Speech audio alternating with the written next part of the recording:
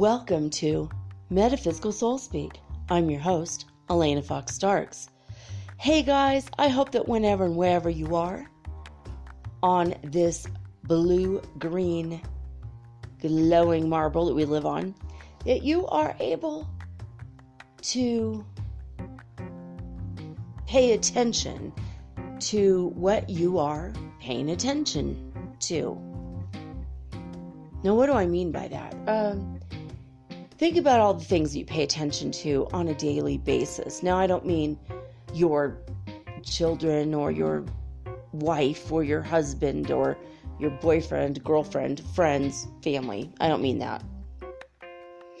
Although, when it comes to family and friends, you gotta make sure you're paying attention to the ones that are supporting you and the ones that are there for you, and maybe socially distancing yourself from those in your family and friends circles that just aren't, the ones that aren't totally there for you, you know, if they're rolling their eyes at you when you talk about spiritual stuff, or if they're not supportive, or they put you down for wanting what you want.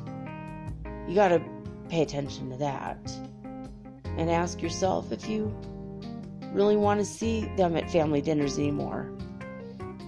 Maybe you could host and not invite them, or maybe you just let the family do what the family does and you don't have to be there, or limit your time with people that are negative or know-it-alls or narcissists, or all the things that just kind of don't sit right with your soul. Things that your heart kind of tells you, ooh, you know, your energy shrinks down around them.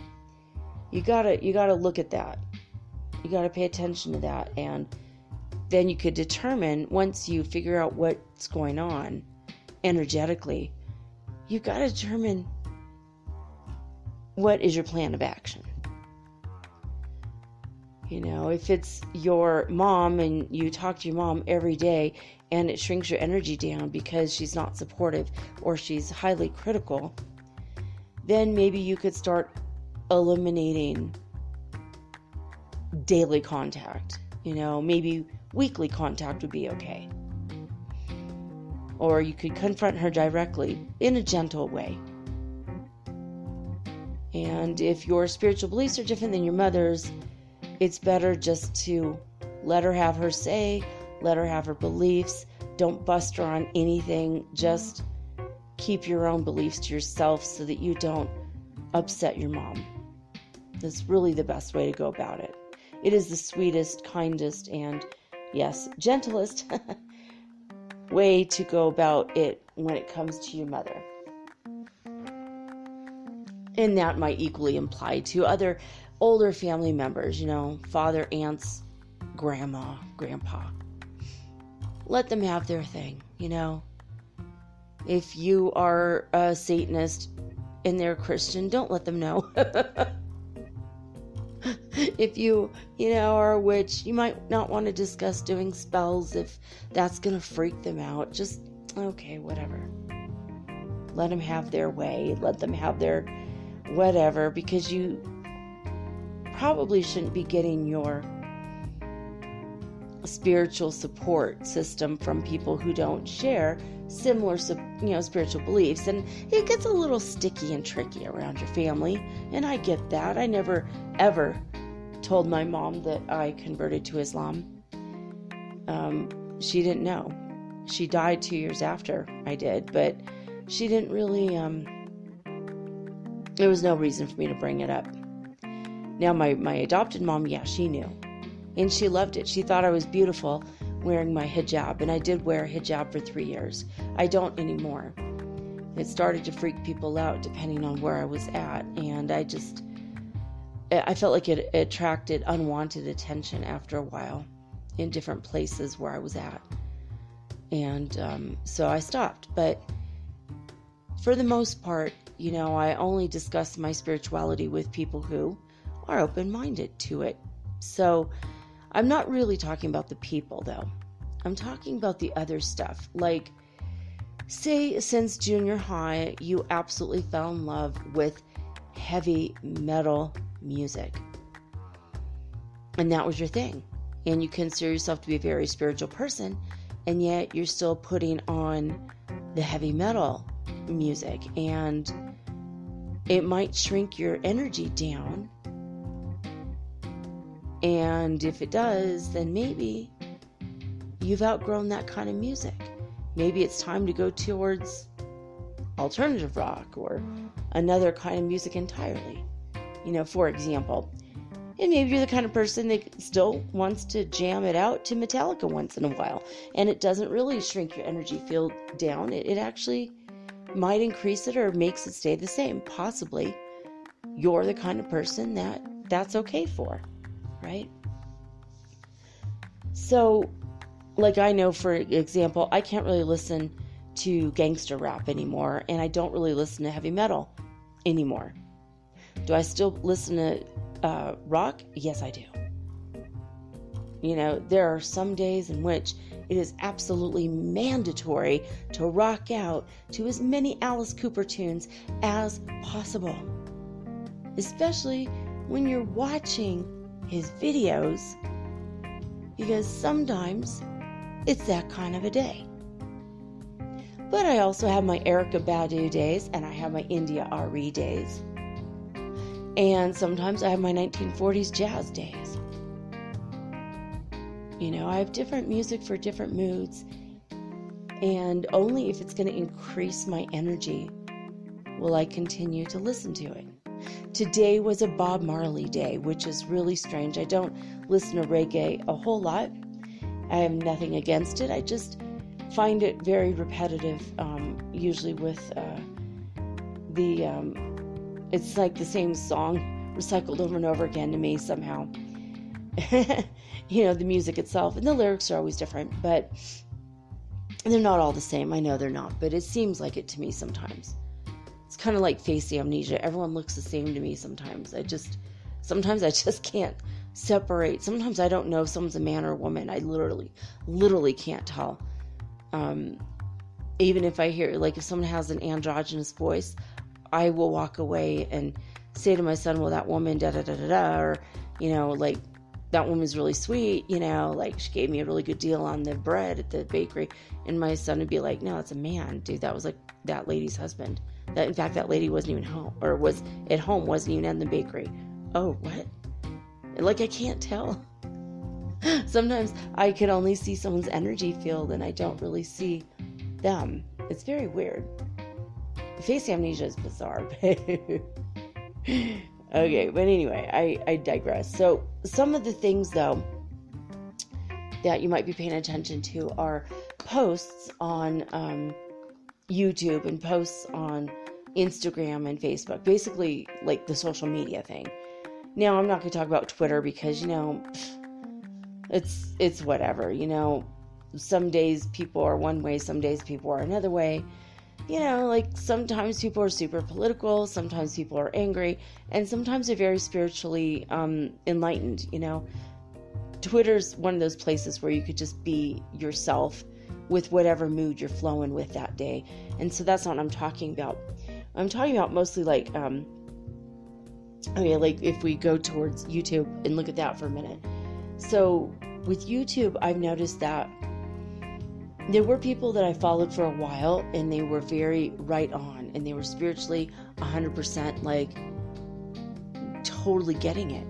So I was loving that they were getting it, and then all of a sudden something went askew and they went off. And suddenly, and I don't mean like they got angry, went off like ranting, but I mean like they went off kilter somehow. Like, suddenly they're not spiritual. Suddenly they're bashing people in the LGBT community, LGBTQIA, community. Sometimes you'll get someone who everything's fine, And then all of a sudden they're completely anti-witchcraft, right? Whereas a few months ago they were mentioning spells that would help, right? And suddenly they're against it, so if that's the kind of thing you're into, and then all of a sudden they're bashing it. Or sometimes they're very, very spiritual and all of a sudden they're very religious. Doreen Virtue, right? For an example. She's a massively huge example. She spent 20 years of her life writing the most amazing spiritual books and making the most amazing card decks, and everybody wanted every single card deck she had. I mean, she had so much money, she bought this massive land and house in Hawaii, and in a few short years she went bankrupt. Louise Hay died, bada boom, bada bing. Suddenly she's religious and wants nothing to do with her own work. I think that's being completely in self-denial myself. I don't know what the hell happened to her, but something spooked her. And she's off on and running on her own weird backwards path. I don't know. I don't understand it. But if she's happy, good for her. I want her to be happy. I want everyone to be happy, obviously. But that's what I mean. If you're paying attention to her and then that happened, obviously you're like, sorry, I'm not going to follow you anymore. Unless you're on that same ass-backward path as her, which I don't find a whole lot of people going backwards. But hey, it seems like a backwards path to me. But maybe for her it was what she needed to do. I don't know. But, and she could be a spiritual walk-in too, by the way. That's another weird thing that happens sometimes to people. But I noticed that there's a lot of people that have flipped, sometimes just flip their lid entirely, but what I've noticed on Instagram, and this is the biggest part of this, what I'm saying, I've noticed that there are people who are claiming to be spiritual, and then they have a name, and I'm not going to say anyone specific, of course, so I'm going to make up some stuff, okay? So some of the names on Instagram, they'll say cosmic or golden or new era or new age or spiritual or conscious or conscience or Palladian or whatever, right? I mean, there's literally thousands and thousands and thousands of people that have these as their Instagram, right? And what I started to notice, and it's maybe always been there, but I wasn't on Instagram a lot before, and now I am quite a bit more. What I've noticed is people will put out the posts that are very, very, very similar posts or similar looking posts that are new age, new agey or spiritual in the community. And they'll be so amazing, so enlightening. Some of them are having to do with the twin flame relationship type of thing. And then all of a sudden, they'll bust out with something super rude or mean or completely flipping the script. It might be something super unenlightened, and then when you point it out to them, they'll turn around on you and say, well, because you're judging me, that means you're not enlightened either. And it's like, no, that's not being judgmental when I'm saying the thing you said is not really consciously aware of how you are affecting all of your potential audience members. When I say, look, this thing that you said offends these 4 groups of people. It might be borderline sexist or borderline racist or borderline misogynist or bordering on self-hatred. And it'll be totally out of nowhere. And it'll be they just flip the script. And I feel when people start to back up what they say and not explain it in a new way, and they don't try to help you understand, and they don't try to hold you as their audience any longer, and they start flipping it back on you like, you're not the one, you're not enlightened, you're not conscious, you're not this, you're not that. When you say, is that really consciously aware though? Because it seems to me that you just offended like these 4 groups of people, and I'm confused. If you might want to explain, that would help me. Those are the kinds of comments that I tend to leave. And I've noticed that a lot of people that double down on what they said, they stand by what they said, and they don't try to explain it in a way that would continuously envelop more and more people who might be watching the conversation. Instead, they'll just say, you're just not enlightened, you just don't know about spiritual stuff, maybe you're a newbie, you know what I mean? They start attacking you, right? So whether or not you're the one participating in the conversation or not, but if you see a conversation like that and you see a post that's really weird and awkward and out of character for that person, I've been finding out that that's the kind of person that person was all along. They might be a spiritual narcissist. Remember, the most dangerous type of narcissist is a spiritual narcissist. They'll get into the spiritual thing because it's easy to find gullible sheeple to follow them. They'll say enlightened things, and I notice that people that do this on Insta are usually not making their own posts. They might make 5 of their own posts a month, and then the rest of the posts are borrowed from other people.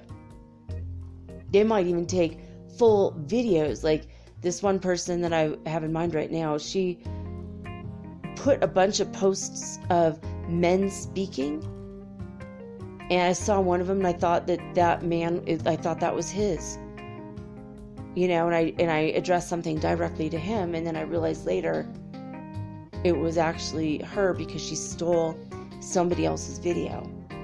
And I feel like that's copyright. It's a copyright thing. And then I found out that she stole a Feel Good video. I don't know if Feel Good's given his permission for everyone to go around grabbing his videos and promoting them as if they're their own, right? So that's something that a narcissist would do, right? To grab somebody else's video. Now, I don't know if this person is truly a narcissist or not, but for me, it's that's a red flag. Point up a negative post that will offend a lot of people, and then double down, doubling down to defend yourself when you're called out, and then attacking somebody. That happened to me this past week, and so I just deleted my initial comment, which then deleted all of the comments after that, because I just felt like I'm removing myself and situation and energy from it, and then I unfollowed the person. But I've noticed like 3 or 4 times now where people will be like, 888, this number means this, type yes, da da da da da da, this is wonderful, or whatever. And then all of a sudden they'll say something super weird like, I hope the coronavirus is sent to hell with all the demons and burn.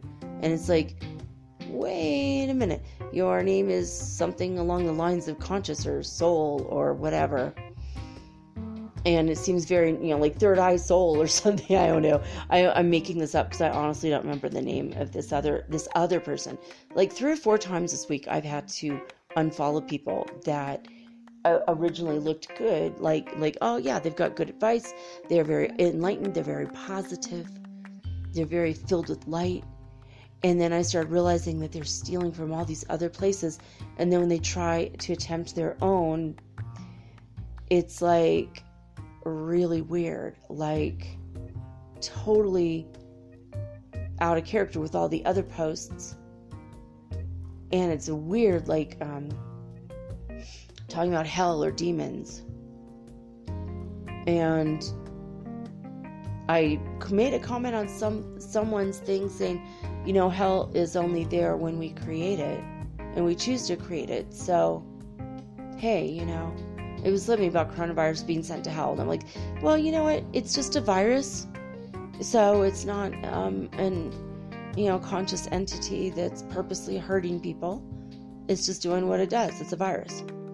It was released by people who are evil. But the only way we're going to get rid of it isn't to, quote unquote, curse it and send it to hell, unquote. The only way we're going to get rid of it is to stay inside for 3 or 4 weeks. Bada boom, bada bing, it'll go away and the world will be fine. And this person started going, oh, hell is real and devils are real, and they shed their true colors. And I'm like, dude, whoa. I'm like, oh, well, don't get me wrong. I know hell is real. We create it in our own construct, when we die. And I've actually visited 2 people in hell as a world walker and shaman. I can do that, so I have, hell is, but it's what they made it. It's their own hell that they created, and the doorway to hell is always open, So, I'm not saying hell's not real, but I'm saying that it's something that we create. 33 years of studying metaphysics, And then this person personally attacked me and said that everyone who's new agey or spiritual or in the spiritual community is negative, and that they're all going to hell, that we're all sinners, and we're all in just like all this unconscious 3D crap. And I started to write, I hope you wake up soon, sister, right? And then I just thought, you know what, I'm going to save my breath. And so I deleted, and then I started looking at all the other commentary, and they started saying things like they're for Hitler and they hate groups of people, right?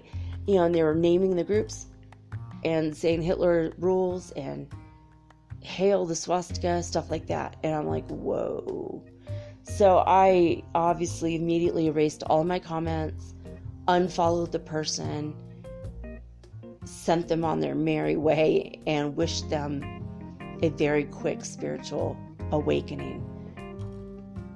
Because there's a lot of people out there, that do that. They'll put out love and light to you, God bless you, oh, God has everything in his own hands, and then all of a sudden demons in hell, and whoa. It's like, dude, and then the other posts they made were fine. They were perfectly fine. But I refuse to pay attention to someone who's half-assed at this. When I'm full-assed at this, my life, every moment of my life is about spiritual stuff. It has to be, especially in the times we're in right now. Whether this is the end times and Armageddon is real, or whether this is the hiccup or burp before the golden age of humanity, either way, we're at the end of something. We're at the beginning of something. No matter what word you want to say for it, maybe they're all real. And whatever you're paying attention to, that's what is real for you, right? So if you're paying attention to the conspiracy theories, and I'm looking at them too, but I'm taking it with a grain of salt, right? Because some of them are not theories. Some of them are just flat out conspiracies. I saw today I watched a normal, a 6-minute clip of the normal mainstream media where they're talking about something to do with the coronavirus. I don't even know what. I think it was, they were criticizing how Trump is handling this.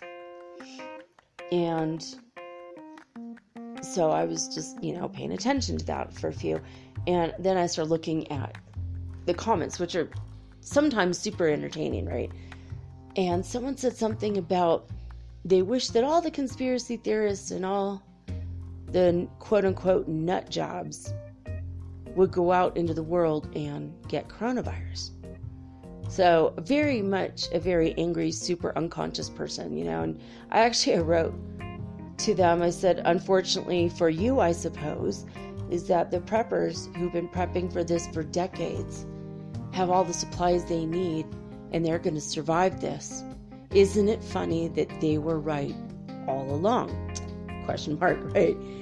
And I said, so what's really funny is that even though you're wishing this on other people, it's the people like you that are unprepared that might end up with the virus. How's that for irony, and something like that. And I said, ha ha ha, Now I go, they're the ones that are definitely going to survive this, right? And people who've been preparing this. And they knew it. They feel it. And it's your spirit is what tells you that this stuff is going to go on. It's your spirit that says, hey, you probably should go this route. You know, not everyone's out here wearing a tinfoil helmet that believed that Armageddon was real. You know, or that I'm not an Armageddon person, but some people are, right? And some people are a doomsday sayer. I'm not that either. I'm a golden age of humanity sort of gal. But you know, no matter what you call it, it's a damn good idea to have had cases of food. Being a hoarder might have been a damn good idea up until now. Now we shouldn't go out and panic buy and, you know, buy every last whatever on the shelf, you know, especially when there's dozens of people shopping. But, and Victor Odo said he went out shopping and people were panicking and freaking out and, you know, doing that last minute shopping and not knowing what to buy and just grabbing everything.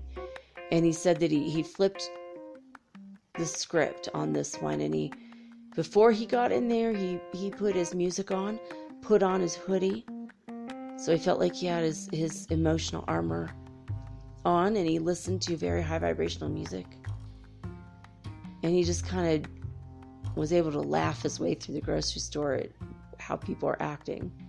And he kind of got in his own mind, and he got into his higher mind, and he started grocery shopping, you know, just like everything he needed.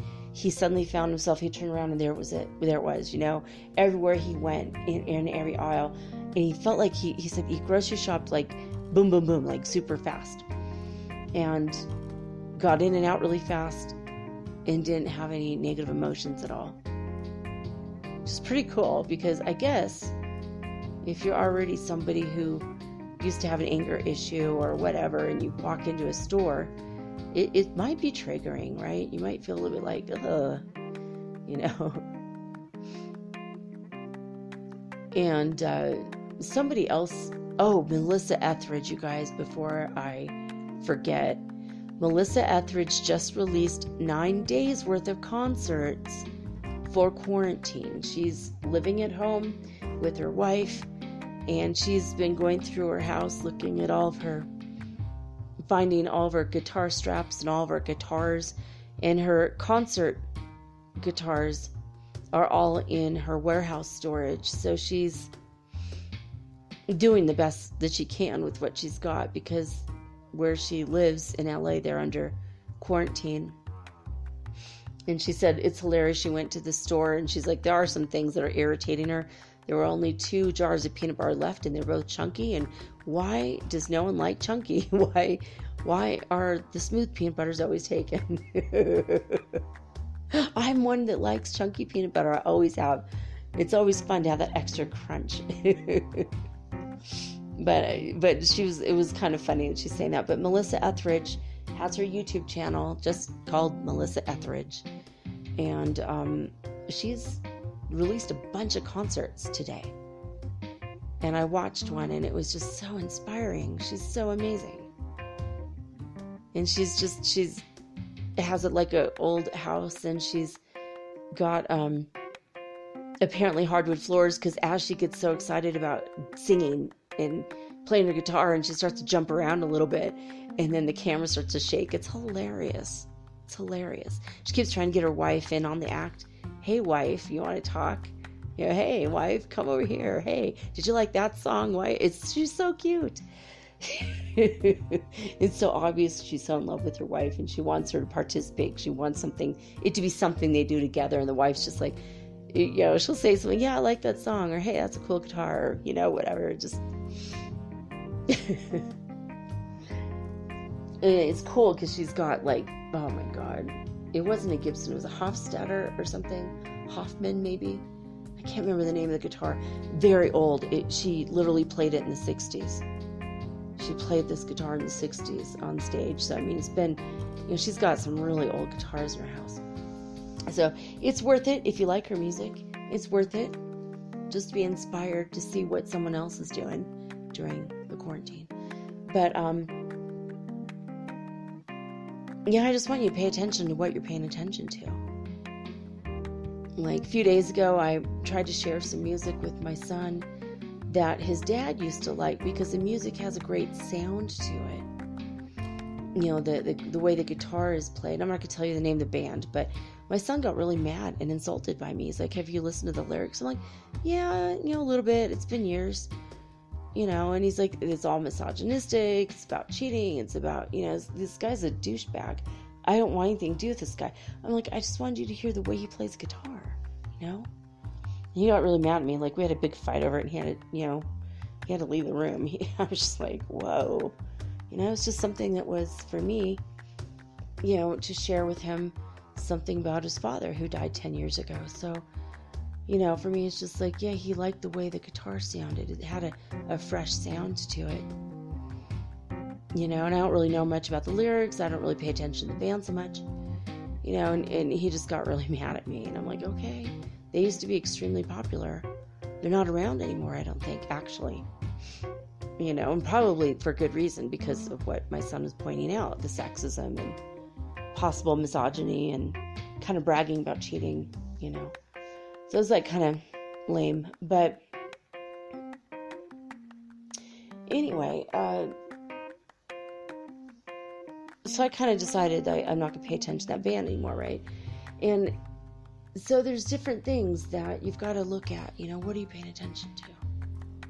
Like, if you're really spiritual and you've been reading a trashy, sexy novel every summer since forever, and now that you're on quarantine, you go, well, I'm going to buy this from Amazon or from wherever, Barnes & Noble, and I'm going to read this, trashy novel, and you pick it up and you might realize that energetically it's dragging you down because you've lifted yourself so high, you know? I used to do that. And that's why I'm bringing it up. I used to read the trashy novels. Every year I allowed myself one Joan Collins novel, one really wild, heavy-duty, you know, trashy novel. And I had 2 or 3 different people that I would, you know, read that were like the trashy romance novel type thing. And not all romance novels are trashy. A lot of them are very sweet. A lot of them are very wonderful, actually, which I don't even read them at all. But I used to do this. I would say the first month of every summer, I would go to the beach. I lived in Santa Barbara back in the day. And even when I didn't live in Santa Barbara, I always would lay out in the sun back in the day, put, all the slather whatever on me so I don't burn, and lay in the sun and read my trashy novels. That was my thing for 1 month every year. And read Cosmo, and that was my thing. And I stopped doing that maybe about 15 years ago. It just wasn't energetically me anymore, and I just tried to do it, and I was like, no, I can't. I would sit down with a nice Tom Robbins novel or a different kind of novel, and I stopped hanging out so much in the sun. Good thing. You know, it's healthy for you. If you live in the areas where the UV index is 6, by all means, 20 minutes a day. But where I live, man, 3 minutes a day is all I can handle. In fact, I can't even do it every day. I was starting to do it every day, and I aged like 10 years in about 2 weeks. And then I realized the UV index here is 12. I'm like, oh my God. I was getting way the hell too much sun. Like the collagen was starting to go out of my face, and I had to do several meditational things, exercises to get it all back. And now I look like I'm in my maybe early 30s again. I have days where I look, 38, and I have days where I look 29. But and it's just depending on a bunch of different factors like allergies or whatever. But so things that you used to do, you can't really do anymore. So I just want you to pay attention to what you are paying attention to and seeing, is it dragging your energy down? Is it lifting your energy up? Or is it just neutral? You know, like if you look at someone's post on wherever and it's just neutral, you might want to consider decluttering that one from your feed. You know, if it's just like something that, you know, like if the art is not inspiring, if it's just like white with the black lettering or black with the white lettering, and maybe that's okay. And I kind of like those posts sometimes. It's kind of calming for me. I do like that. You know, but if it's those kind of posts and it's like, and then you start realizing that they're just, you know, you can scroll down, you see that 5 other people are putting the same thing out there, and it's not really their words, and maybe they're not really, you know. I saw someone today who had this amazing poem by Maya Angelou, and I was really inspired by it, and I was going to read it to you guys, and then I remembered, oh yeah, wait, copyright laws do exist. I don't know for posts on Instagram if, you know, you could be sued for that, but I'm not going to read on the air because I could be sued for that. That's why all my poetry I've read to you guys, it's like over 80 years old. But some of the stuff is good from back in the day. That's why I'm reading you a book that's 163 years old. There's no copyright on it. Simply because of the age. But some stuff, though, you can't. I think Mark Twain's stuff, some of it you can, some of it you can't. You know, it just depends on if his family renewed the copyrights for everything. It's very strange, the copyright laws. But anyway, that's my biggest message, though. Just, you know, if it's something that's neutral and you're not learning anything new, and you kind of feel like maybe you're spiritually farther along than the person posting the stuff, you could go either way. If you just, you know, if it feels better not to read their stuff, you know, if you kind of go to their feed and read all their stuff at once, you'll know. If it's kind of like, yeah, you know, and you're just like a little bit less than inspired, just delete it. Just unfollow them, wish them well secretly. Just, you know, hey, just forget it, you know. Because there's so many other things that you can pay attention to. There's a lot of beautiful nature photography. There's beautiful art out there. Soberish artists, I want to shout out to them because I love their Insta feed. They have really strange and unique and weird art, but it's unique to them, right? It's not art you're going to find on everyone's feed. It's not, you know, it's really unique. And I love it. And not every piece of art you'll like, not every one you'll relate to, and you might not like the colors of something or whatever, but they're interesting, very interesting. So I like looking for artists, and Fairy Magazine is another one that I like on Instagram. It always inspires me.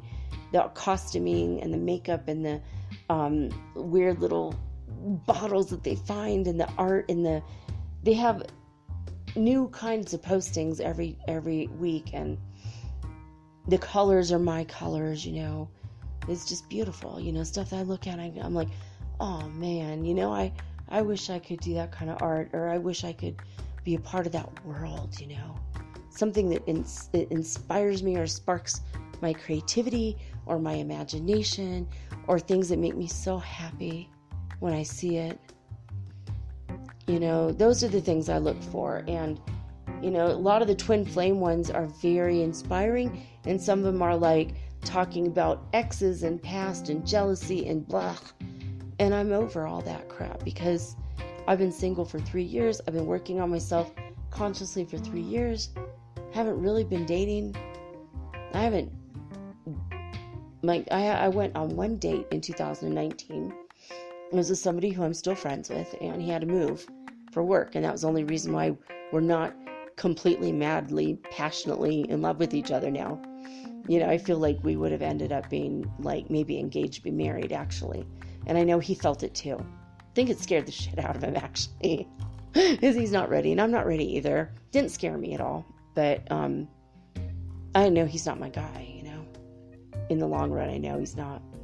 But I feel like I might have taken a chance on him if he had stuck around. But sometimes God will sort people out for you, you know, in that way. And we're still friends, which is cool. In fact, we had a little exchange today, you know. I was checking up on him, and he checked up on me. It was pretty cool, you know. but I don't know, just pay attention to who and what you're paying attention to and suss it out. How is this energy for me? I mean, for me, I watched Breaking Bad all the way through 2 times, maybe even 3, actually. Love that series. The writing is incredible, and as a writer, I'm like, yes. I don't know if I would like it now, though. My energy, I haven't seen it in a couple years. Now, watching Better Call Saul, whole different ballgame. I love the show. It's amazing. It's not as gory either. I don't like gore.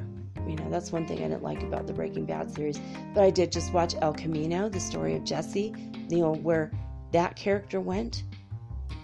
And I loved that movie. I was like, wow, very interesting, But if that kind of stuff is just energetically not right for you, hey, don't watch it anymore.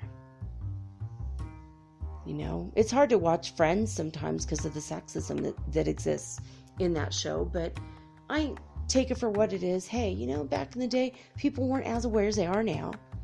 I still like it because it still lifts me up, makes me happy. I really relate to Phoebe. I've even gone back and watched all the old Dharma and Gregs. And there's some things, issues once in a while come up, but I don't let it bother me. I just enjoy the jokes. I enjoy the laughs. I enjoy how I like the people and how they interact with each other.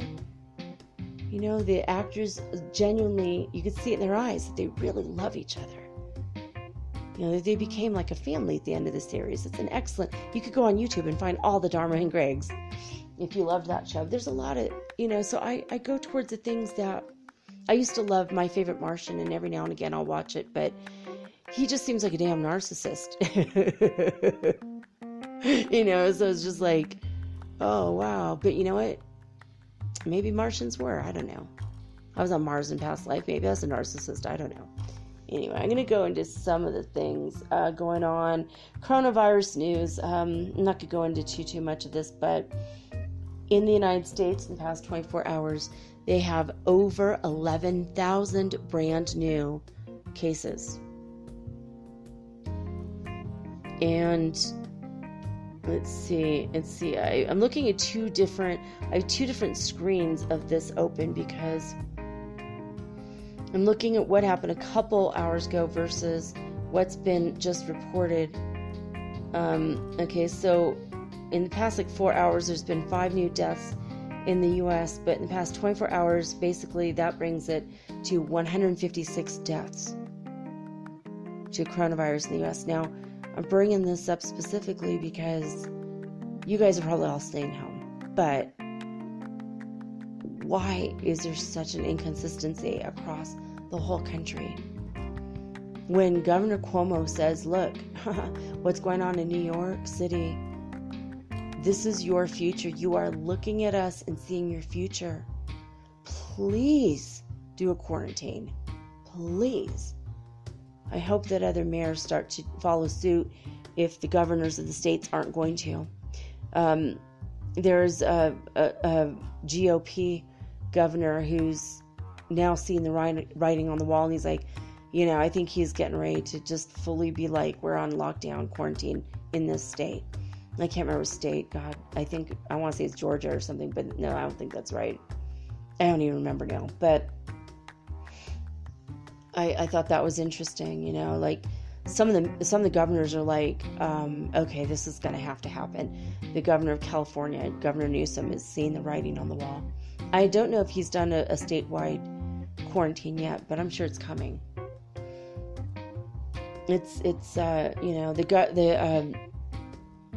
government of the United States is now looking into a $2 trillion package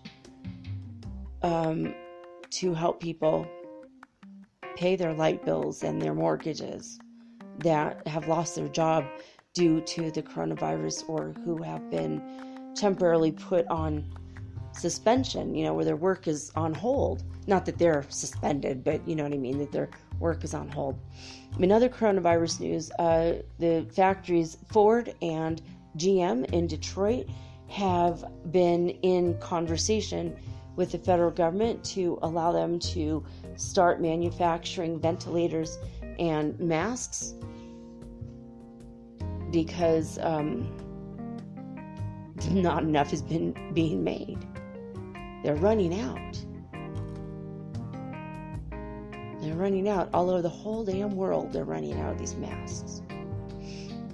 But I'm going to tell you guys a secret right now. If you stay at home, you don't need a damn mask. You need one to leave the house, to go buy groceries or whatever.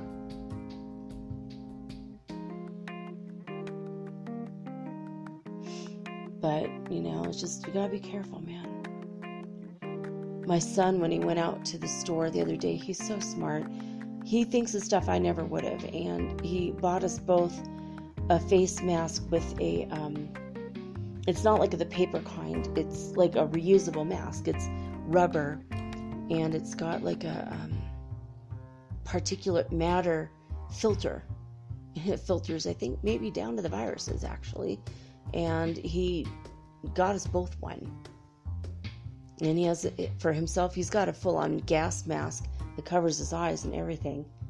But he also bought us these, oh my God, these welding goggle things, oh my God, so that our eyes would be protected, because your eyes, it's like an open hole. The virus could go in. So he was like, this is the best I could come up with. We have to go out during the day when it's really bright outside. But we started wearing these and looking out the window and doing the same hand gestures in case anyone looks up. Just to make someone's day, make them laugh. He was standing in the window with his gas mask and his welder goggles on, and someone looked up at him and honked today. Kind of made his day. Oh, good news before I get into our daily stuff, because I think I'm done the coronavirus news for the most part. I mean, Italy, 683 deaths, so send our love and prayers to Italy. Spain, 656 deaths. Send our love to Spain, to the whole wide world, in fact. 231 people in France, 143 in Iran, and like I said, 156 in the U.S., and everyone else had just double digits, like UK 43. Let's see, I think in Ecuador, we have 1,200 people with the virus now. We had one person die, that's it. 91 new cases in Ecuador. And you guys could see that what we're doing is working. Because, the military's in full force. I saw no less than maybe 20 military vehicles. And I wasn't looking out the window all day either. And I think we saw someone get a warning from a cop today. They didn't get arrested, but it was kind of like, you better get in. Our quarantine starts at 2 o'clock in the afternoon. We have to be in from 2 until 5 in the morning now. So, very tiny little window there, those hours. I keep praying for rain. I'm going to have to actually create a rainstorm with my magic. I don't like doing that, but I'm going to ask God. I think God said Thursday, if by a certain hour, if it doesn't happen, I have the permission to create a rainstorm, because I want to knock out all the volcanic ash out of the air. I want to knock out all the viruses out of the air, because Friday morning I want to get my sunshine. I want to open up my window and stand in the sun, or whenever, right after the rain is over, I'm going to be like, boom, I need that sunshine. Anyway, solar wind is super, super slow today. It's 381.9 kilometers per second. So I thought that was really strange. Oh goodness, and here it is. Never mind. I've got to redo this page. I did this before. This happened to me yesterday too, and I tried to renew the page, and it started, and then it didn't go all the way somehow. All right, here we go. Now we are talking. It said Wednesday. I'm like, what? No, it should have, but I'm doing this late, so it should say Thursday. So, all right, here we go. Current solar wind speed, 417.3 kilometers per second. There's a really strange picture about Steve. Remember Steve? On spaceweather.com if you want to look at it. It's strong thermal emission velocity enhancement. That's what Steve stands for. It looks like an aurora, but it's not. The phenomenon is caused by very hot ribbons of gas that flow through Earth's magnetosphere at speeds exceeding 13,000 miles per hour. 13, there's that number again. Number of death. Glowing with a soft purple hue. These ribbons sometimes appear when Earth's magnetic field is unsettled by the solar wind. And this Steve will occur more frequently during the spring and the fall than the summer and the winter time. And there was something else that was in here. You'll see. It's beautiful. It's like a lot of green pillars, emerald green, and then there's like a massive purple pillar as well. So it's kind of a beautiful picture. Absolutely no sunspots. We've now gone 16 days without a sunspot. Thermospheric climate index remains cold, and the neutron counts that were yesterday high, we're back up to very high today. Tons of cosmic radiation coming in. If you're very sensitive to energy, I'm certain you are feeling it. Here's that number 13 again, with 13 fireballs being picked up by NASA's all-sky cameras again. There isn't any more solar wind flowing. It's the same. Actually, it does. It says there's solar wind flowing, but it'll reach the 29th to 30th. So same as what they said yesterday. So in a couple days, we still have to wait before there's no new solar wind hitting us. So whatever energy is coming our way, I'm thinking it's the cosmic radiation that's going on. All right. Loving that emerald green in the sky. There's something so beautiful and healing to that color. DisclosureNews.it, the biggest number they've got going for them in the past 24 hours is 41 hertz frequency. So we're going to move to heartmath.org to see what the Schumann Resonance is in 6 other places. California started off at 45 hertz frequency at midnight, and by 4 a.m. they were at 47 hertz frequency. And Hopuf, Saudi Arabia, they're at the same. They're at 0. They have not moved up or down or nothing for weeks. Of course, they can't move down. Can't go much lower than 0. There's either a wave or there's not. There's not.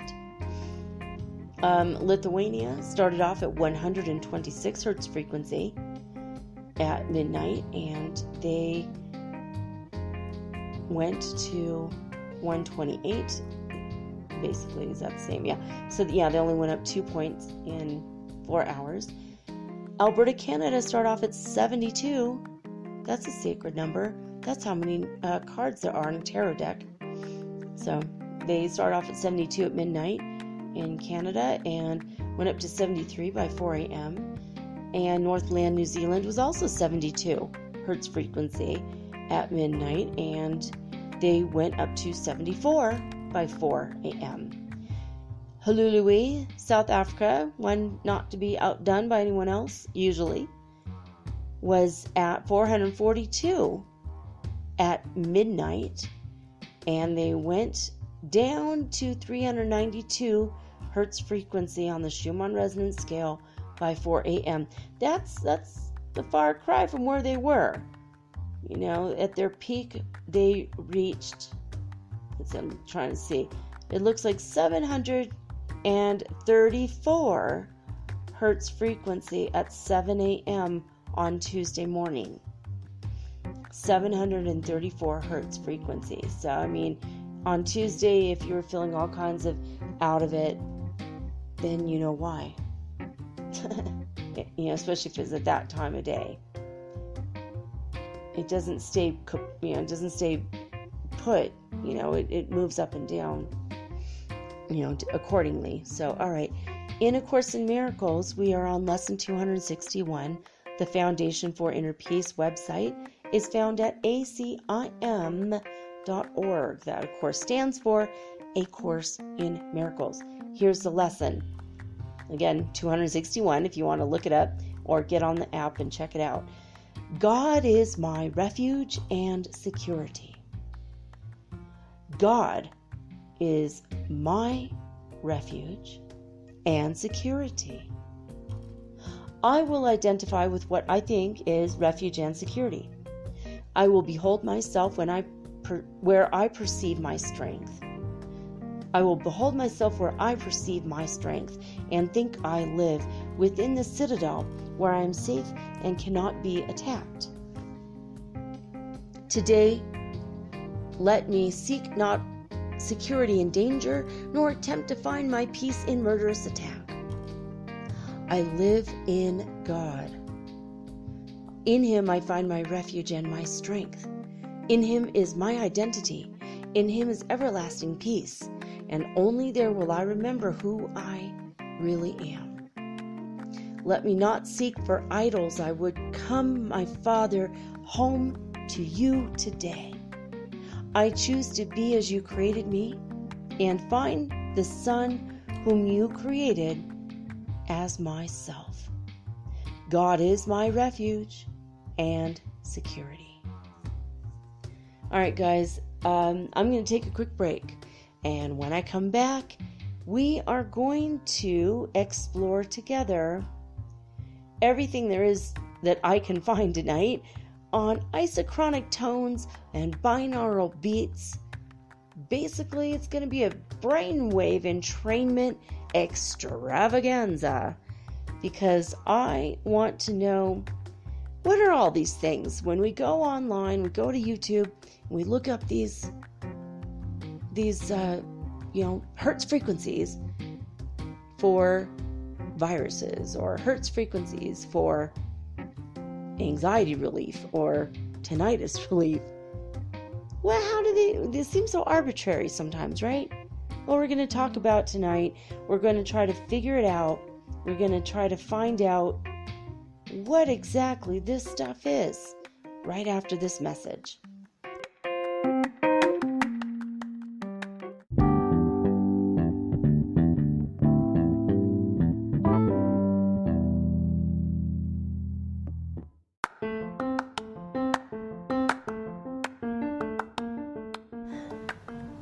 If you haven't heard about Anchor, it's high time you did. It is the absolute easiest way to make a podcast. First of all, it's absolutely free. Second of all, they have creation tools that allow you to record and edit your podcast right from your phone or your computer. You guys have known that I've been doing this for 8 months using the Anchor.fm app right on my cell phone, and I have done it everywhere, right? I have recorded this in my living room, my bedroom, little cafes in Quito, Ecuador, all over Cuenca. It's so absolutely easy to make your podcast, and editing is just a snap. Anchor also will distribute your podcast for you, and it took me about 2.5 months to become syndicated, and now I'm available on Spotify, Apple Podcast, and many more, and so can you. You can make money from your podcast also, and there's no minimum requirement. You get paid from your very first listener. It is everything that you need to make a podcast all in one place. So please, if you are interested in making a podcast of your very own, do not hesitate to start with Anchor. Download the free Anchor app or go to anchor.fm to get started today.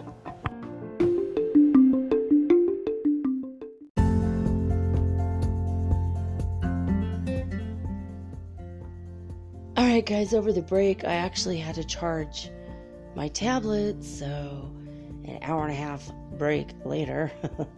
Ooh.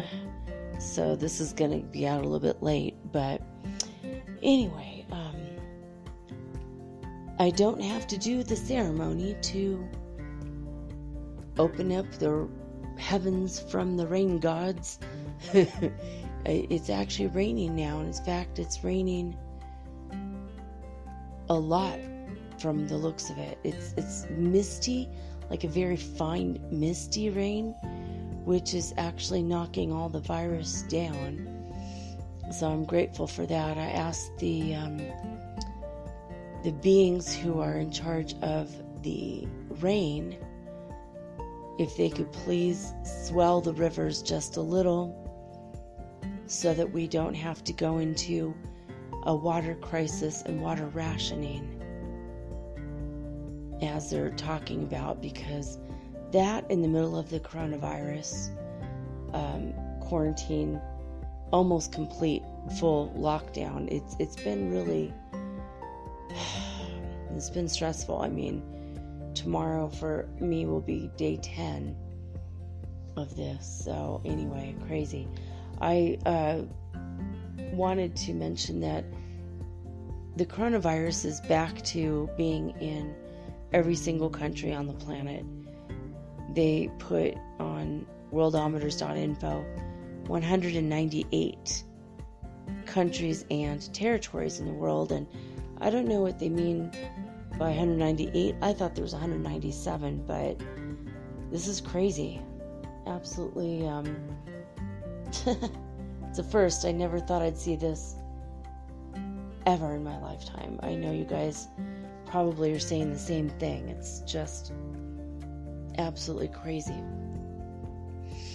Alright, so I found some articles that were pretty interesting about this. So we're going to start with isochronic tones. This is an article I found on entheonation.com. That's spelled entheonation.com. This is a really interesting, very, very interesting website. A lot of spiritual stuff and high-tech stuff for self-improvement. Except now I said that and then I looked, and this is really crazy. There is this is so insane. There's an article, an advertisement. It says rape, spelled like rape. It says, one of the most powerful natural medicines on earth, allowing the mind, body, and spirit. And it's like a black powder. I would not trust that as far as I could throw it. It looks like a hockey puck. And then you open it, and it's a jar, and it says chakra openings. Literally says the word openings. Like rape openings and a black powder. Yeah, that sounds safe. Okay, if you go on this website, guys, ignore the insane advertisements. God, that was nuts. All right. All right, so let's go. This is what are isochronic tones is the name of the article. Let me see if I can find Jennifer Sisoian. I cannot say this name. Sisoian.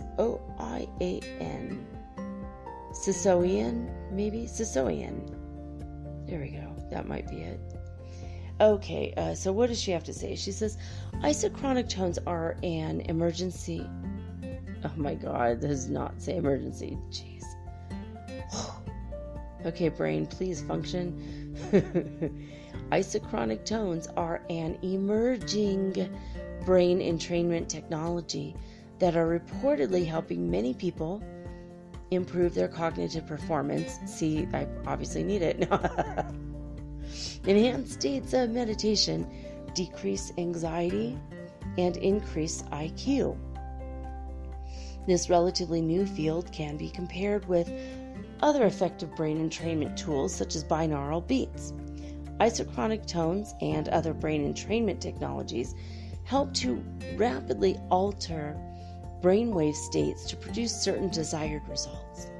Different patterns and frequencies are emitted to incite your brain to produce either enhanced levels of gamma, alpha, beta, theta, or delta brain waves, each with their own unique benefits.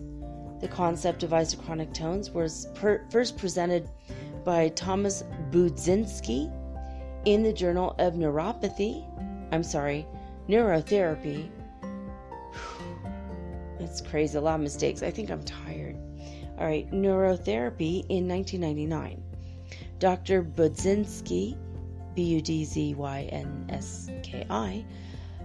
conducted a case study with 8 college students to test his theory. His work has spread, making isochronic tones one of the fastest growing brain entrainment technologies for meditators, individuals seeking peak performance, or people who are simply seeking to improve their cognitive health and reduce anxiety. In the simplest sense, an isochronic tone actually is just a single tone being rapidly turned on and off in particular patterns designed for inducing different brainwave states. In between each tone, there's absolutely no sound being produced. There's just a single unchanging tone that's produced. What is unique is the rapid volume change of the tone. It goes from 0 to 100 and then back again in volume in an evenly spaced way. The distinctive pulses are designed to rapidly alter your brain activity. The effective brainwave state, isochronic tones, help to produce the alpha brainwave state, which is often associated with meditation, focus, and clarity. Now below there's a picture if you want to look at this on entheonation.com. Basically, this is a simple graph that demonstrates how the isochronic tone works, and what it looks like to me, it's like a heartbeat with 5 peaks that are almost the same, and then a little one in the beginning and a medium one in the end. And that's pretty much what an isochronic tone looks like, or how it works. So it's like boom, boom, boom, boom, and in the middle there's just like no sound at all. So what are the benefits of isochronic tones? It goes on to say, if you want to read most of this article, I'm not going to read this big, huge paragraph here, but she says the reasons why people use isochronic tones are stress reduction, because specific tones can be used to stimulate a more relaxed brainwave state that assists in stress reduction by reducing cortisol levels. That's one. And then the second reason, energy and stimulation. Certain frequencies can help produce an alert, enlivened, energized state. Isochronic tones can be an all-natural, caffeine-free way for people to become more motivated and action-oriented towards their goals. The third reason is peak performance. So basically, it could be a life hack to achieve peak performance states. Isochronic tones can be used to alter brain waves in such a way that will allow a flow state. And this is key to experiencing your peak performance, whether it's in exercise, life in general, or work. So whenever or wherever you need your peak performance to be, you can use this isochronic tones for that. Positive mood. Research has demonstrated for many years now that brain entrainment techniques do help improve mood, and that means it will reduce your anxiety, it will reduce your stress, it will put you in a positive endorphin state that will be, basically putting you in a happiness state of mind, or the happiness energy. It says that even though it's a relatively new field of study, and they do need more extensive research, specifically focusing on isochronic tones, before you can say anything totally conclusive, it says that many people do use this isochronic tones as a way to enhance their cognitive benefits and reduce anxiety, etc. And they have reported amazing results. Individuals say isochronic tones are particularly good at stimulating the production of the higher brainwave frequencies, such as alpha and gamma states, while they may be less effective at producing the lower brainwave states, such as theta and delta. And people usually experience these while they're in sleep or deep meditation. Individuals say that it is the sharp nature of the tones that will make it more difficult to induce the deeply relaxing or dream-inducing states, but they haven't really done enough research to be any kind of conclusive as far as what they've determined yet. It does say that isochronic tones do produce a quick, powerful shift in brainwave states and creates beneficial results in one's life. With the advent of brain entrainment technologies, we can all feel more empowered to transform our brainwaves for better health, performance, mood, and long-term memory. So, I thought this was pretty cool.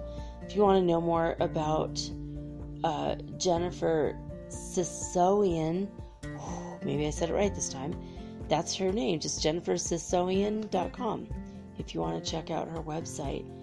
She seems like a very free-spirited, amazing person, so I bet she has amazing articles on her website. Okay, next article is a lot more skeptical, and it's about binaural beat therapy, or binaural beats. This is medicalnewstoday.com. So I'm going to read this article to you. Let's see. I'm trying to find I'm going to scroll all the way up here for a minute. All right. It says, what are binaural beats and how do they work? That is the name of the article if you want to look it up on the medicalnewstoday.com website. Okay. I guess this is a staff writer. Oh yeah, okay, I'm sorry. It's not. This is such a strange website because it's like in really teeny tiny letters in a different kind of font, way over to the top to the right in a column above what looks like to be advertisements is where the name of the person who wrote this. But anyway, this is a medically reviewed article written by Lori Smith and reviewed by Andrew Gonzalez, who is a MD, JD, MPH. Miles per hour? What is that? MPH? I know it's not that. Anyway, Lori Smith herself, she holds several letter acronyms after her name. She is a BSN and MSN. What, like the news? I don't know what these even mean. And a CRNP. Nurse practitioner? Maybe she's a nurse practitioner. Anyway, basically, he's a doctor and she's got a Bachelor of Science. Maybe in neurology? Probably. Oh, Master of Science in Neurology, CRNP.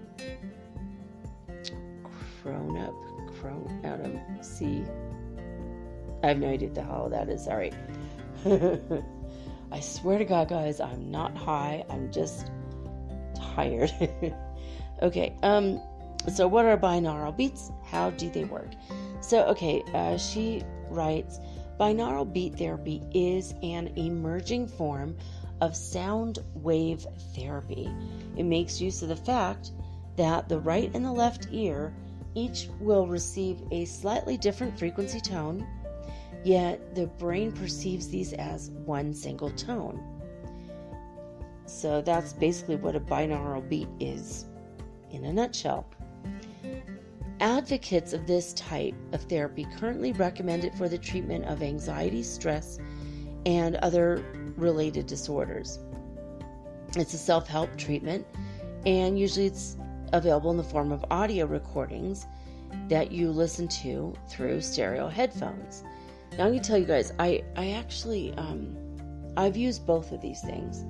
Usually I go to Love Motives is my absolutely most favorite YouTube channel for binaural beats and isochronic tones. I just trust this guy because he's been doing this for a long, long time. He puts it all to music. The music is amazing. It's relaxing. It's wonderful.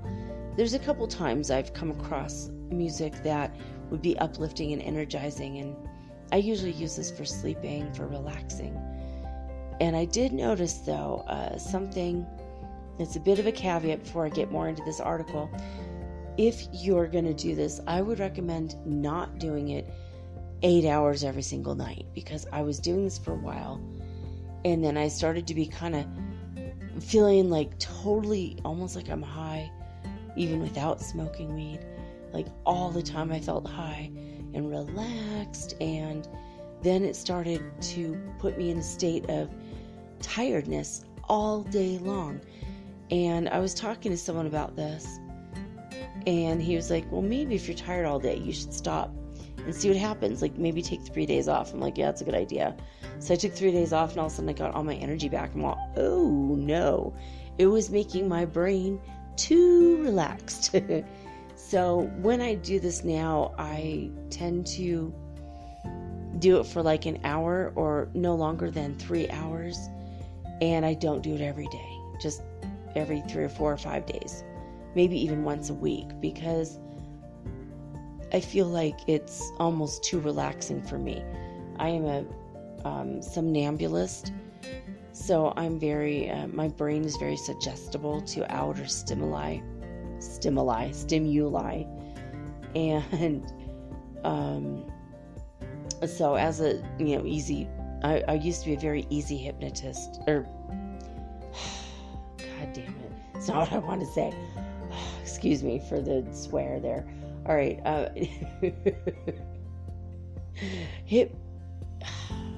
hypnosis subject. Oh my God, my brain really needs some sleep.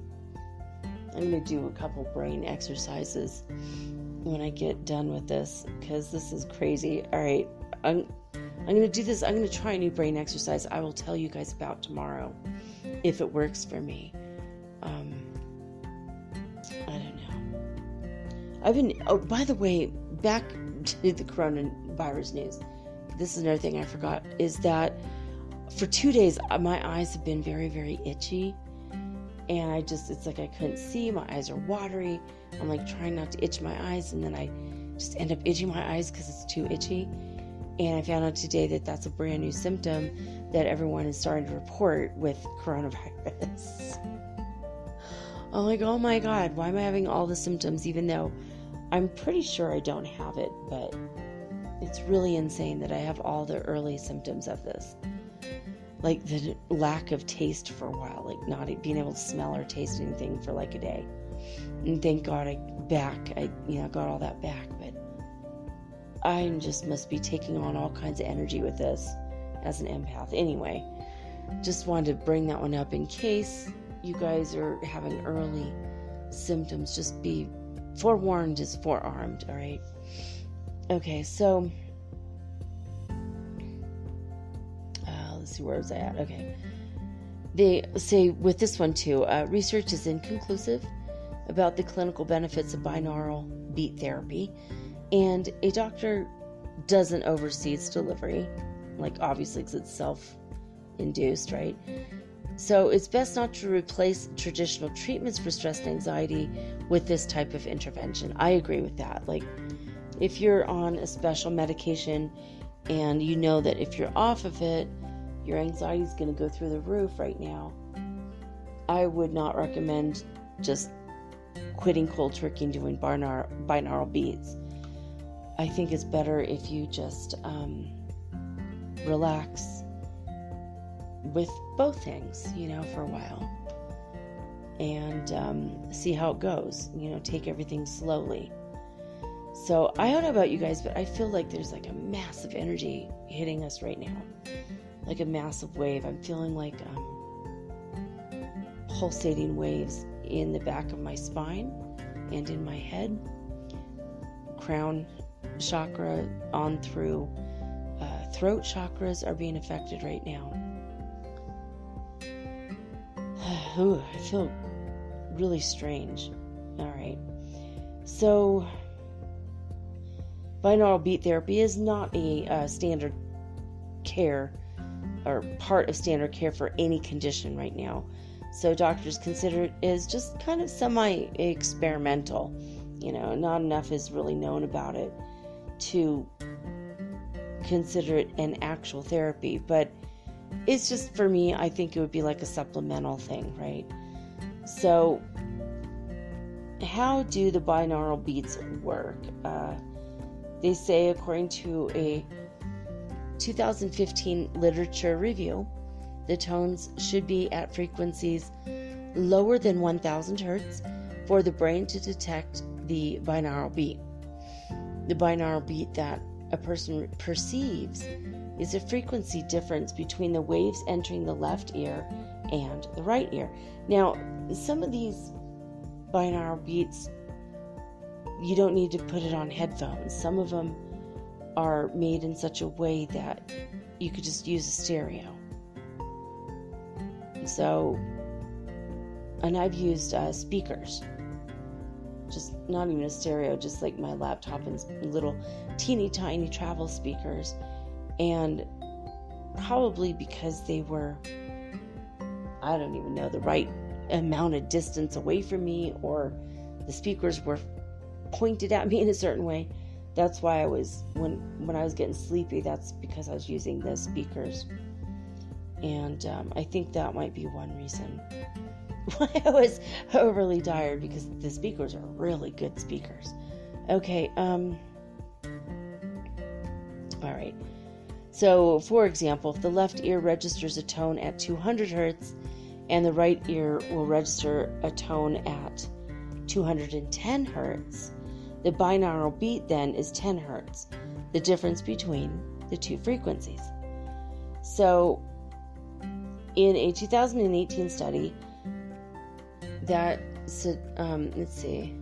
findings suggest listening to binaural beats for a recommended period of time can affect a person's subsequent behavior and sleep cycles. The study authors explain that there are 5 different categories of the frequency pattern. Number 1, delta pattern. Binaural beats in the delta pattern operate at a frequency of 0.5 to 4 hertz with links to a dreamless sleep. In the study, people who received a delta pattern frequency during their sleep entered a deeper stage of sleep, according to the EEG or electroencephalogram brain scan results. Theta pattern. Practitioners set binaural beats in the theta pattern to a frequency of 4 to 7 hertz. Theta patterns contribute to improved meditation, creativity, and sleep in the rapid eye movement, or REM, phase of sleep. Alpha pattern. Binaural beats in the alpha pattern are at a frequency of 7 to 13 hertz and may encourage relaxation. Beta pattern. Binaural beats in the beta pattern are at a frequency of 13 to 30 hertz, and this frequency range may help promote concentration and alertness. However, it can also increase anxiety at the higher end of the range. Gamma patterns. This frequency pattern accounts for a range of 30 hertz up to 50 hertz frequency. The study authors suggest that these frequencies promote maintenance of arousal while a person is awake. It sounds like I need gamma patterns right now. Isn't this stuff interesting? I hope you guys find this interesting. I'm finding this fascinating. All right, what are the benefits? The purpose of using binaural beats in the first place. So binaural beats therapy, it differs among individuals. Some people might need help to decrease their anxiety, and other people might want to increase their concentration or even deepen the level of their meditation. So proponents, or people who are totally for this, proponents of binaural beat therapy suggest that the potential benefits include reduced stress and anxiety, increased focus, concentration, and motivation, improved confidence, better long-term memory after exposure to beta pattern frequencies, according to a 2019 study, deeper meditation, enhanced psychomotor performance, and enhanced mood. Now it says that a 2017 study measured the effects of binaural beat therapy using EEG monitoring, found that binaural beat therapy does not affect brain activity or emotional stimulation. The researchers also monitored their heart rate and skin conductance as indicators of emotional arousal. So it's like some of the studies show that, yeah, it works. Some are inconclusive. I mean, you have to go back and with a fine-tooth comb, if you're interested in the studies, see what kind of, headphones they were using, what times of day the people were using them. Was it 6 o'clock in the morning and they're not morning people? Of course it's not going to work. If it's 4 in the afternoon and they're sleepy in the afternoon, then that might be counterproductive. So you have to look at every part of the study with a fine-tooth comb just to see, why there was no significant results. Was their speaker crappy? Did they only have the one? If you have 2 speakers and the sound is split, obviously, to make it a binaural beat, it will work. But if you only use 1 speaker, it might not work, right? So I don't know with this study. Maybe they did everything right and found fully that there's nothing to it, or maybe, they didn't take into all the other possible factors into consideration. So how do you use binaural beats?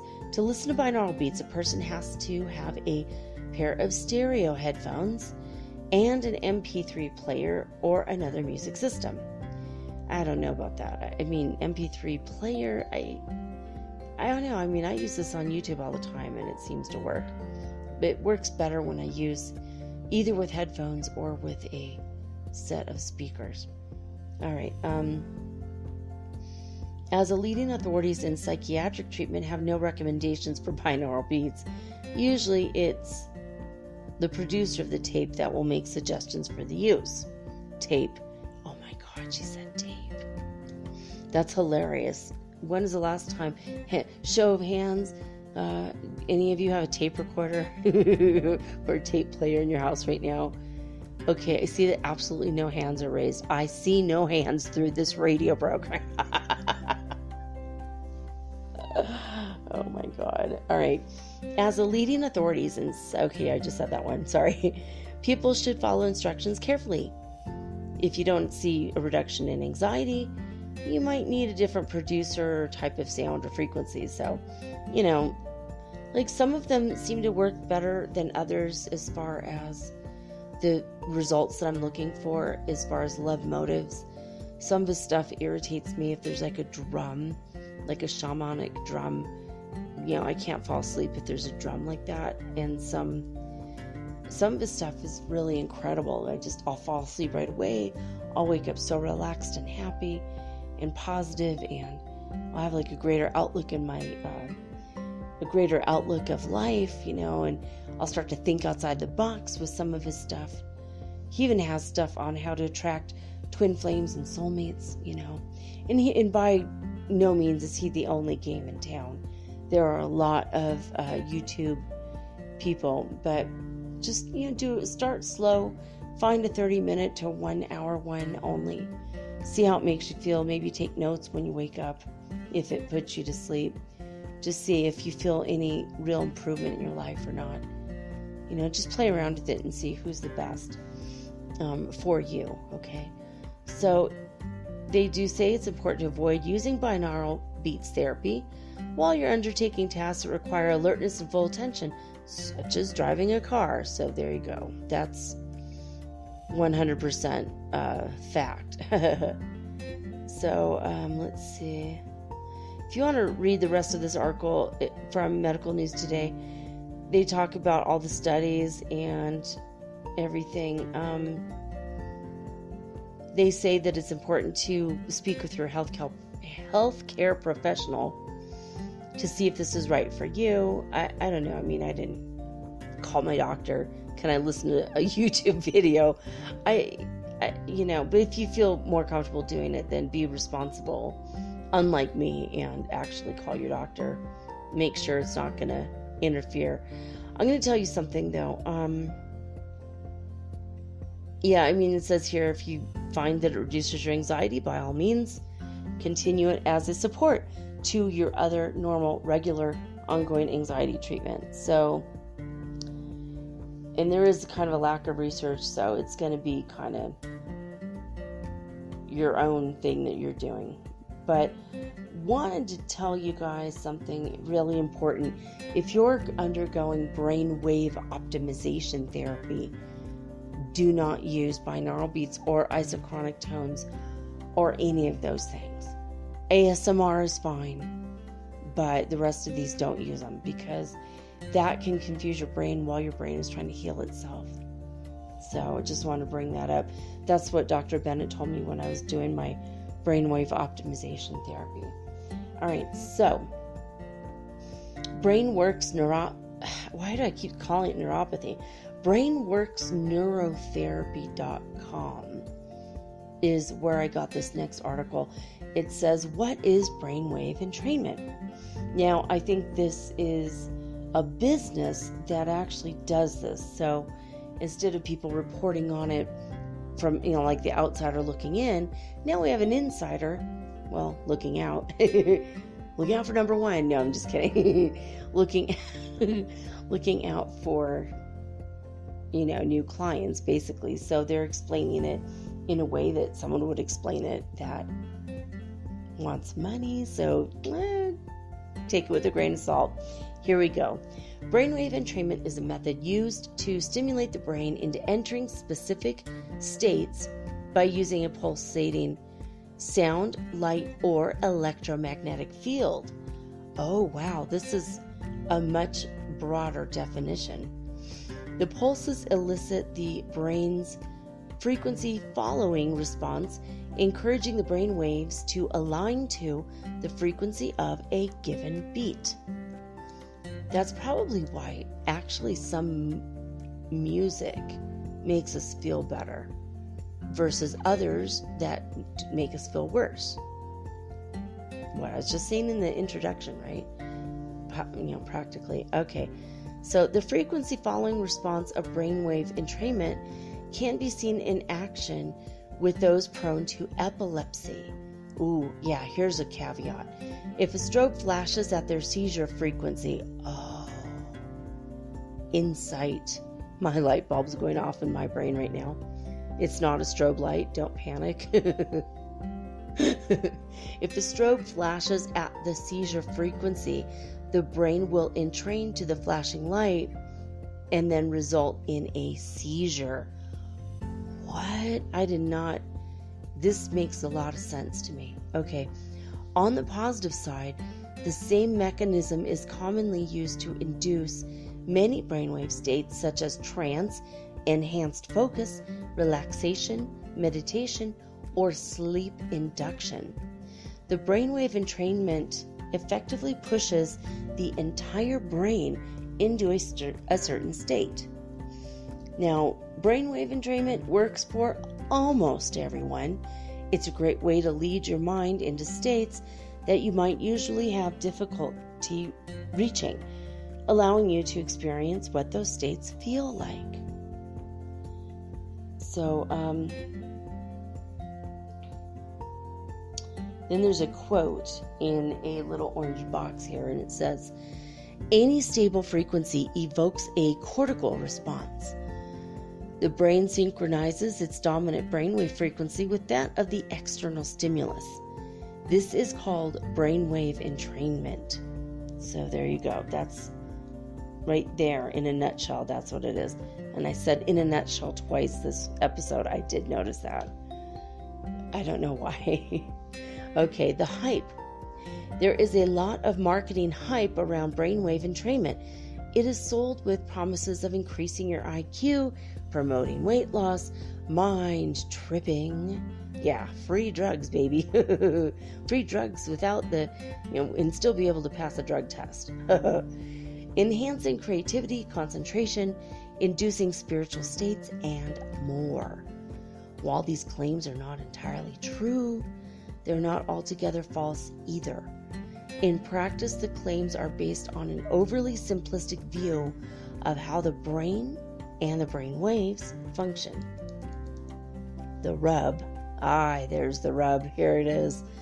People are very seldom deficient in a certain brainwave type in all areas of their brain. Usually the distribution is much spottier, with an excess in one area and a deficiency in another. We're all different, especially when it comes to the distribution of our brainwaves. Boosting a certain brainwave state may be beneficial for one person and emotionally uncomfortable for another. Without knowing each person's starting position, entrainment can be rather hit and miss. If brainwave entrainment leaves you with unwanted side effects, we have a list, we're going to go over them, or discomfort, you're probably encouraging the range of brainwaves that are already excessive in some area of your brain. So the way around this is to get a brain map done to see what your brain's strengths and weaknesses are, and to see what, if any, brainwaves could use some encouragement. This is why I like brainwave optimization, guys, because my brain fed its tones back to itself. So when I'd hear tones that were high-pitched, I ignored them. When I heard tones that were low or dull sounding, I would encourage them to go higher. And those would go higher, and that is how my brain repaired itself. So it wasn't music or tones outside of itself. It was its own feedback mechanism, which is pretty cool. So this is an entirely different kind of therapy, and that's why it might confuse a brain if you do both. So if you do one, don't do the other one until you're finished with the first one, basically. So in another orange box, they say the brain does not operate in just one single frequency. The full spectrum of brainwave frequencies are always running all the time. The dominant frequency determines our mental state, and entrainment temporarily shifts our mental state by boosting one frequency to be louder than the others. So that's kind of interesting, right? Now, history of it. Brainwave entertainment, brainwave entrainment is nothing new. Ceremonial chambers acoustically tuned to specific brainwave frequencies. They've been found going back, dating to the Bronze Age. And the ancient Greeks used flickering sunlight shining through a spinning wheel to induce altered states. That sounds like fun, right? Oh my God. I want to make those while I'm in quarantine. Since the 1970s, a wealth of brainwave entrainment techniques have developed using digitally encoded audio beats, strobe lights, or low-energy electromagnetic fields. All right, so they say they very rarely use the brainwave music therapeutically. It's kind of an imprecise tool, and when you compare it to other brain training methods, maybe it's not as effective, right? So both brainwave entrainment and neurofeedback deal with brainwaves, but the similarity stops there. Entrainment pushes your whole brain into a predetermined state, while neurofeedback will teach you how to move specific parts of your brain on your own. Yeah, we're going to do something about neurofeedback at some point. It's a difference between forcing the brain into a given position and skills building so that you can move it there by yourself. So, if you want to read all about the different methods of brainwave entrainment available, you can go to brainworksneurotherapy.com and read that under the different types heading. It's a whole nother article, so I'm not going to go there. All right. So there are some warnings, okay? So here's a fun little ditty. A Japanese television station broadcast a light and sound strobe effect as part of a cartoon back in 1997. In only 5 seconds, it immediately put 700 children into hospital with seizures, and untold thousands more did experience headaches, dizziness, and nausea. Oops? How do you say oops in Japanese? Ooh, no domo arigato. No, Mr. Roboto. We don't want that one. As learned from Japanese cartoons, do not use brainwave entrainment if you are prone to seizures, or if you're pregnant, in case you're prone to seizures and unaware of it, by the way. Take extra caution if you're under 26 years of age, because your brain is still developing and is more sensitive. Well, you know what? I think this whole evening, just reading that one sentence, that is huge, right? I know a lot of you guys are under 26 years old that are listening to me. I've heard from several of you, and this just blows my mind. I did not know that your brain is still developing. I have a degree in psychology, and they didn't know that back then when I got my degree. So that's crazy. All right, so if the following general guidelines are followed, this will limit your risk of your discomfort. Don't overdo it. Oh, see, that's what I did immediately. So take it from me, take it from this article. Don't overdo it. Most cases of side effects come after overuse. A 15-minute session is sufficient to begin, or 3 to 5 minutes if you're going to use the audio as well as visual entrainment together. Everyone reacts differently, and you'll need to determine your sensitivity before you jump in. If you experience increased anxiety or convulsions, overwhelming subconscious images, nausea, headaches, dizziness, or increased heartbeat, you have to discontinue the use immediately and permanently. Okay? Because maybe it's just not for you, and that's okay. We'll find something else. Don't use brainwave entrainment if you have any brainwave hyperarousal or instability symptoms. And there's a list on the page if you want to go look at them. Let's see.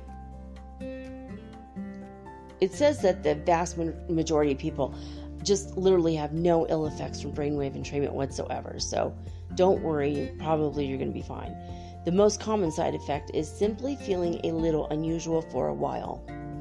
If you happen to experience any unwanted effects, just discontinue use. Give it a few days and your brain will return back to normal. You'll be fine. So I'm going to go to this page though, because this is, basically any hyperarousal or instability symptoms. I'm assuming they're going to say if you're schizophrenic, if you are prone to psychotic breaks or psychotic episodes, maybe if you're paranoid, might not be the best thing. So, all right. And there's a lot of articles on this website as well, if you want to check it out. And I went to the page he said, and he didn't really have anything. Oh, here we go. Here it is. Actually, he does.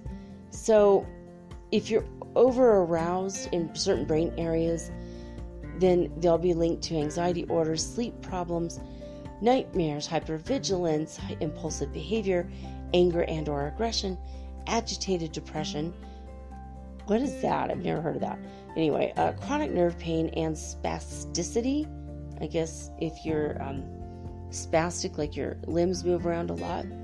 I wonder if that includes restless leg syndrome. Anyway, under-arousal in certain brain areas leads to some kinds of depression, attention deficit disorder, chronic pain, and insomnia. A combination of under-arousal and over-arousal is seen in cases of anxiety, depression, and ADHD. You know what? I could attest that that's absolutely the truth. My brain was over-aroused in some ways and underwhelmed in others. And when I had my brain mapped, before I got my brainwave optimization therapy, he kind of said that. He's like, well, that would actually, show me that you do have ADHD, and that's why, and as well as anxiety and depression, because your brain's it is kind of confused in some areas.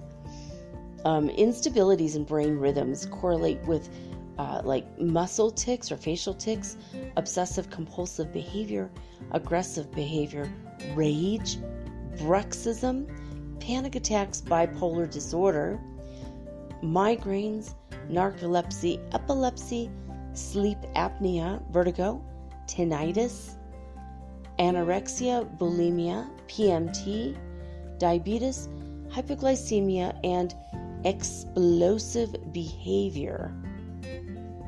I don't know what that means. You're just moving right along and your head explodes. What does that mean? What does explosive behavior mean? I'm assuming it means anger. So,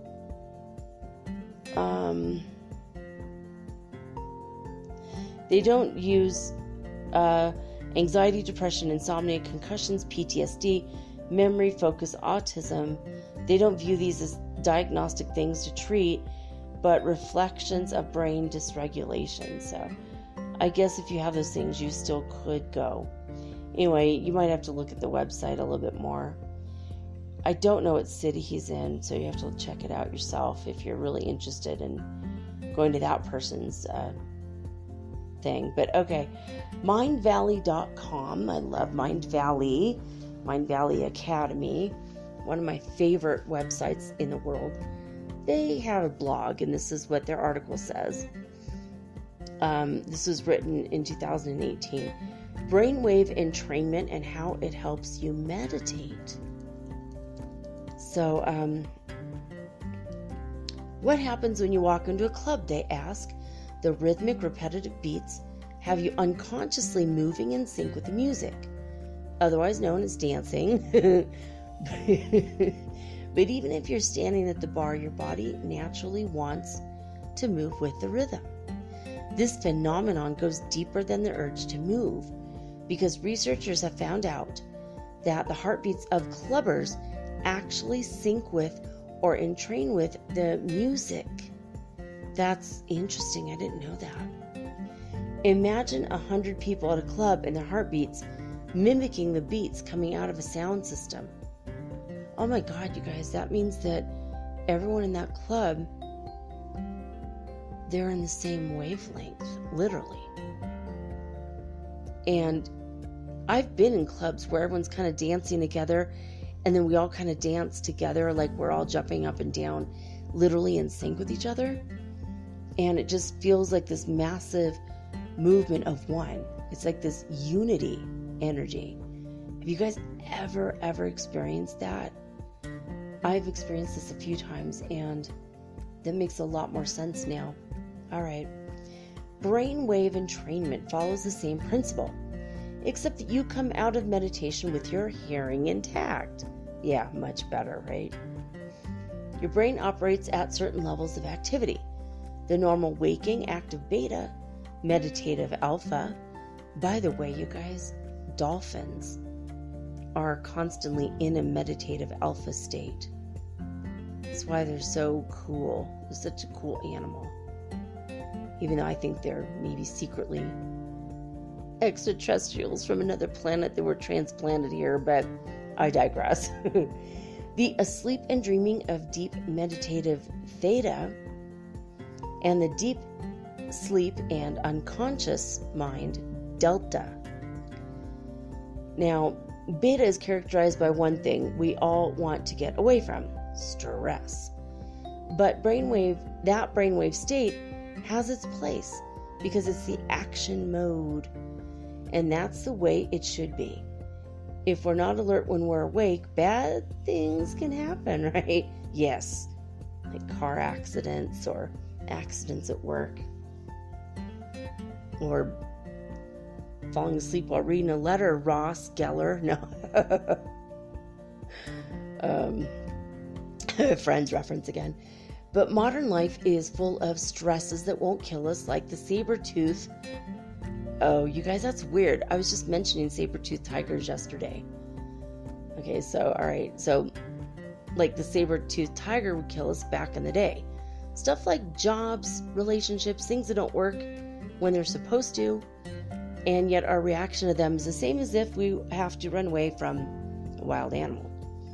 So in order to delete stress, we have to go into the slower, deeper brain activity states. And it's not easy. And anyone who's tried meditation will tell you it's almost impossible to focus on the breath while you still have drama and worries on your mind. And if you manage to get into the meditative state, it's hard to stay there. Yeah, especially with outer sounds and stuff, right? Might be easier with less traffic outside during the quarantine, though. Hey, it's a time to start new stuff, right? If you want. Or it's a time to just do nothing if you want. Again, drama, worries, and add to that the discomfort of sitting in the lotus position.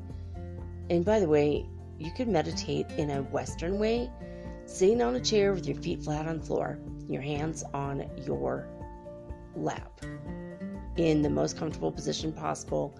Add a pillow if you must, or 2 or 3 if you must. So that is why so many people get turned off by the thought of meditating. Yeah, right, it is true. Because it is hard.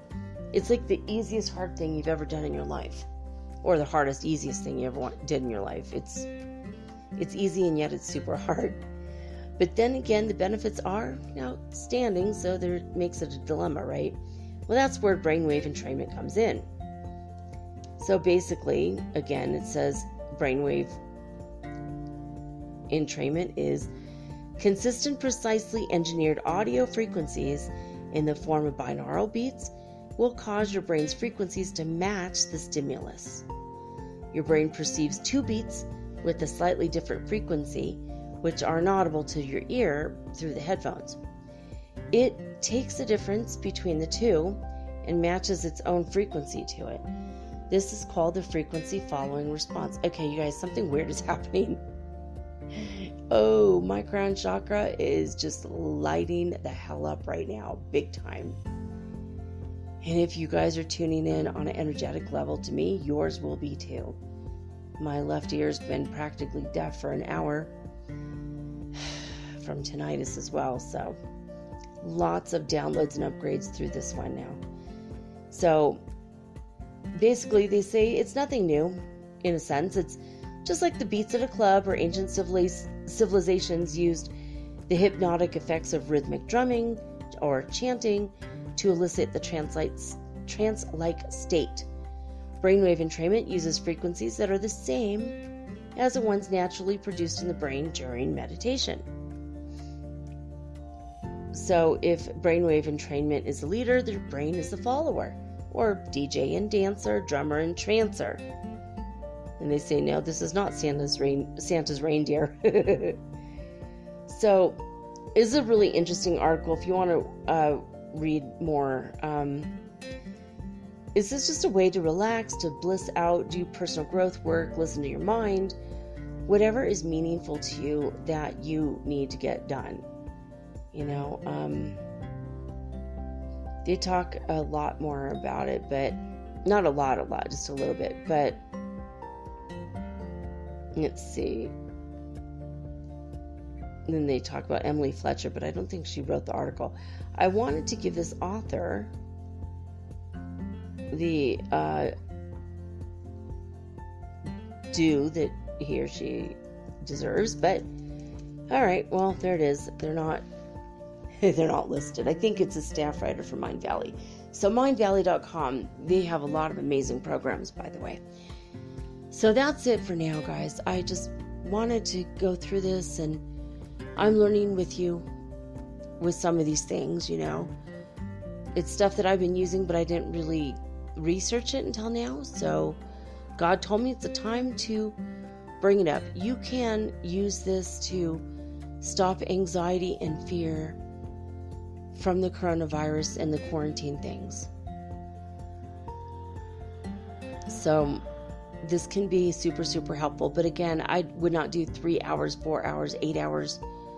Start with 30 minutes. Find one that's 30 minutes or less, or find one that's an hour and then start in the middle, maybe. Or cut it off after 30 minutes, maybe set an alarm or something. So anyway, that's it.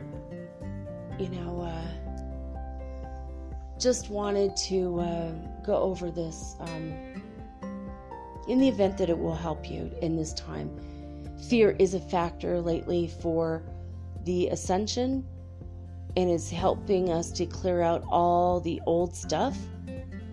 But you don't want to stay in a state of fear, right? We just want to keep going up, up, up, raise up in vibration, and ascend, basically. This is the dawn of the golden era of mankind and womankind, humankind, and that's where we're going, right? All right, I love you guys. I love each and every one of you, and thank you for everything. Thank you for liking, subscribing, forwarding, and sharing with all your Facebook groups and your Instagram followers.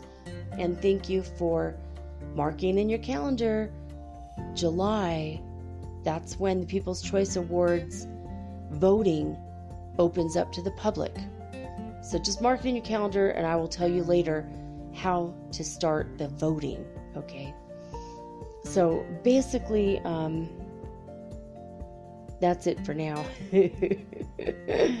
I'll be back tomorrow with all unique and original programming, just like always. But for now, I'm signing off with peace and joy and the high vibes of the Holy Fifth Dimension. Until next time, guys, peace.